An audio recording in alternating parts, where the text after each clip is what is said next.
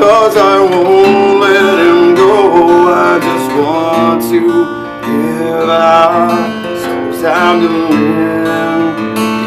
Though the pain that he has endured, he'll just suffer. Have to get rid of the anger and guilt.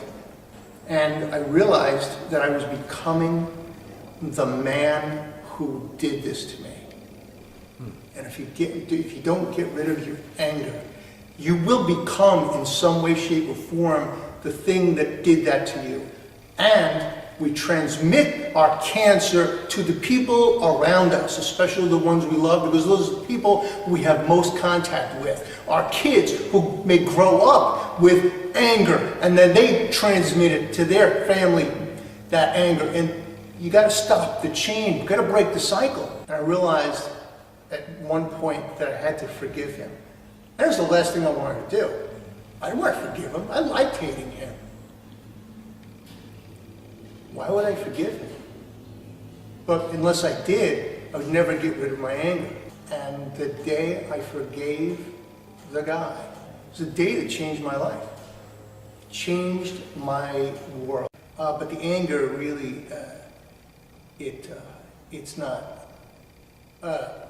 not a Kevlar jacket. It's not a bubble, and it doesn't protect me. I realized that was really the cancer. That and the guilt is the cancer. And you know what the cancer does. It just tears you apart. And in the end, it just kills you. Are we going to let the anger kill us? What are we going to do about it? How do you get rid of it?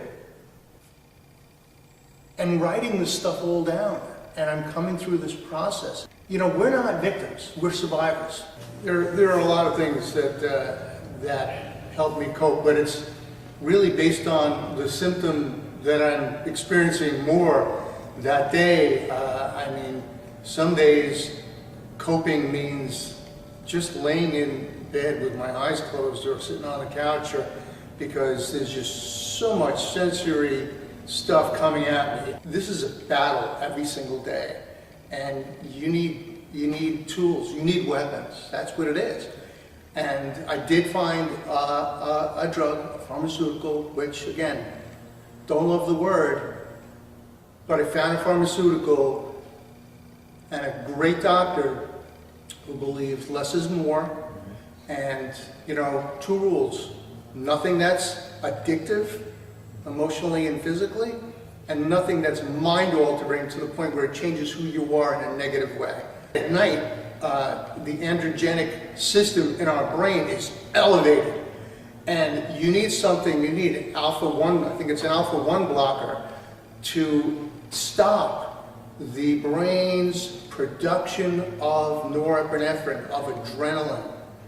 And if you can do that, you can at least decrease the number and intensity of the nightmares. You have to reinvent yourself. We're never going to be the same guy that I was before. The simplest tool for me, I get up in the morning, usually my wife is already up, and, you know, big hug. That's my first tool in the morning. That physical contact, letting that love in, you know, it recharges my battery. It's just the simplest thing, but it's one of the most powerful daily tools that you could possibly use.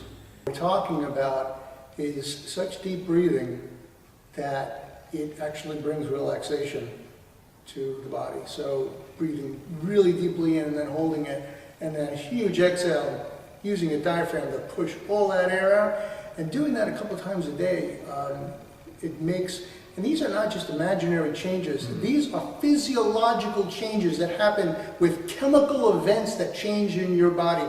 And then, you know, of course, just sometimes music, singing.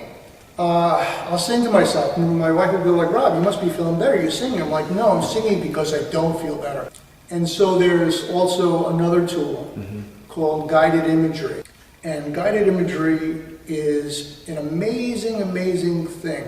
It's a tool to help change where your brain is, change how you are, change how you're thinking. You're talking about, you know, closing your eyes, you're at a place Maybe you're at the beach and the sun is shining on your face and you can hear the waves. Can you hear the waves? And you hear the waves washing. Can you hear the water washing? And you're going through this whole guided imagery where you're walking down to the beach and you feel this, the sand in your toes and the sun on your face, and all of a sudden you're there. It's like a good flashback. It makes no sense to me why my heart has to be so damn numb.